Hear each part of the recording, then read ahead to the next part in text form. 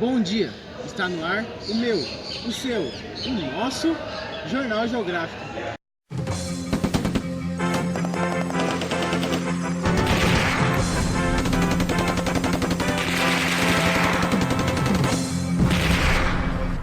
Bom dia, hoje iremos tratar sobre um tema muito importante.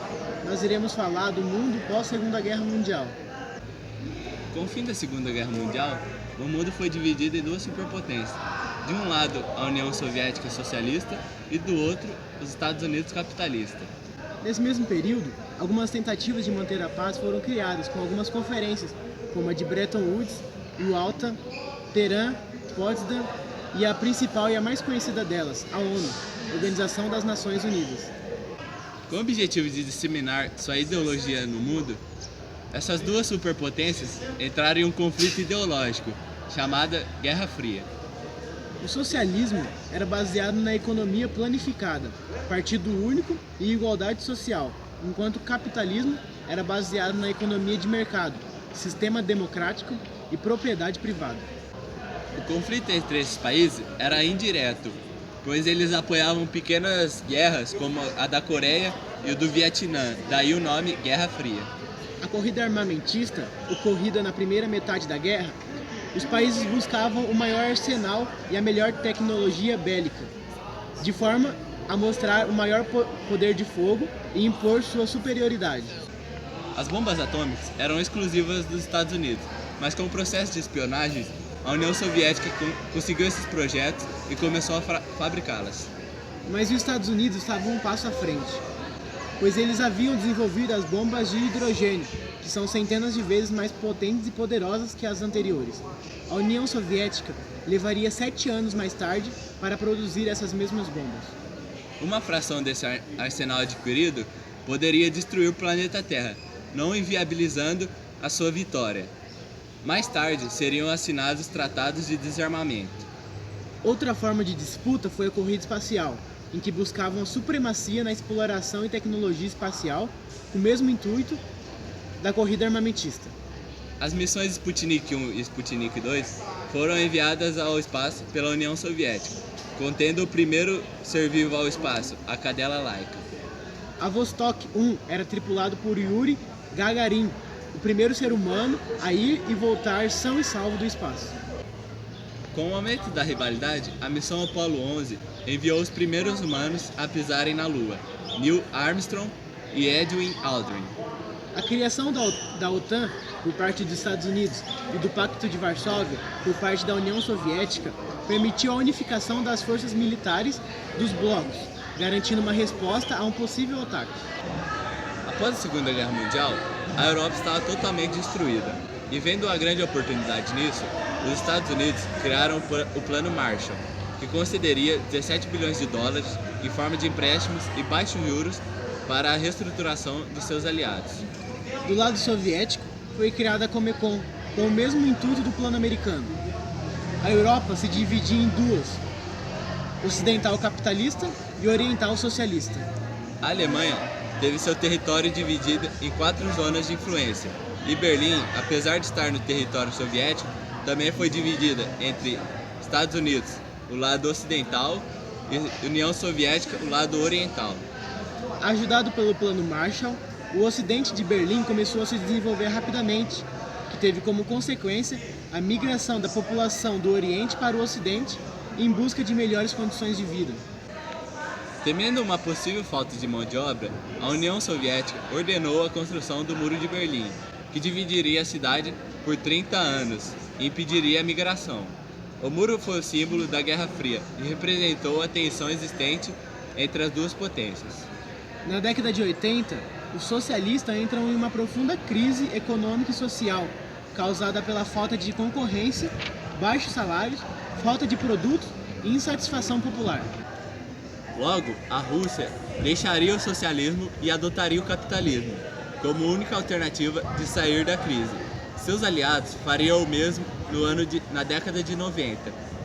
Acordos seriam feitos para manter a paz entre as potências. A queda do Muro de Berlim, em 1989, foi o ato simbólico que marcou o fim da Guerra Fria, seguida da reunificação alemã. Os Estados Unidos influenciaram o mundo com o capitalismo, dando origem à globalização, maiores preocupações com direitos humanos e com questões ambientais. E muitos são os frutos da Guerra Fria, como a internet, a ONU, a OTAN, a tecnologia espacial, o capitalismo, o socialismo e a tecnologia nuclear e várias outras coisas. Agora vamos com o nosso correspondente Gleton, direto do Estúdio 2. É com você, Gleton. Bom dia, hoje estamos aqui com o nosso entrevistado da semana, o professor Reynor. Bom dia, Gleison. Professor, com a Guerra Fria teve o seu fim, teoricamente, com a queda do Muro de Berlim. O senhor acredita que o conflito ideológico continua até os dias de hoje? Gleison, gostaria de agradecer a todos vocês, primeiramente, pela oportunidade de estar falando a respeito do assunto. Gleison, nós temos que entender a questão do contexto histórico, né? Não simplesmente falarmos a respeito dos dias atuais. Obviamente que nós temos que entender que a Guerra Fria acabou ocorrendo em 1945, o mundo pós-Segunda Guerra Mundial. Era uma fase conturbada, podemos dizer assim. Essa Guerra Fria ela foi marcada por um conflito ideológico, né? Esse conflito ideológico foi marcado entre o capitalismo norte-americano e o socialismo da União Soviética. Fatores determinantes que marcaram esse processo. Nós temos que entender também que há uma fragilidade entre as forças, que acabaram se organizando. A União Soviética mesmo teve o seu avanço no leste europeu, onde conquistou a região da Alemanha Oriental, e os Estados Unidos acabou conquistando a Alemanha Ocidental, dividindo as duas Alemanhas através de um muro chamado Muro de Berlim, de uma extensão enorme, e acabou entrando em colapso em 1989, com a queda do Muro de Berlim. Isso acabou marcando o início do fim da Guerra Fria, isso teoricamente, falando. E posteriormente a desintegração da União Soviética em 1991, com a chegada ao poder do então presidente Boris Yeltsin. Ao mesmo tempo, nos dias de hoje, a Guerra Fria ainda está presente. Por que ela está presente? É só buscarmos informações nos jornais. Olha um exemplo muito claro, na reunião da ONU, ao qual os Estados Unidos defendia fielmente o combate ao Estado Islâmico. Ao mesmo tempo, a Rússia hoje, ela faz algumas oposições em relação a algumas ideias norte-americanas. Atualmente, nós podemos perceber o bombardeio em algumas regiões da Síria. Isso é um exemplo muito claro.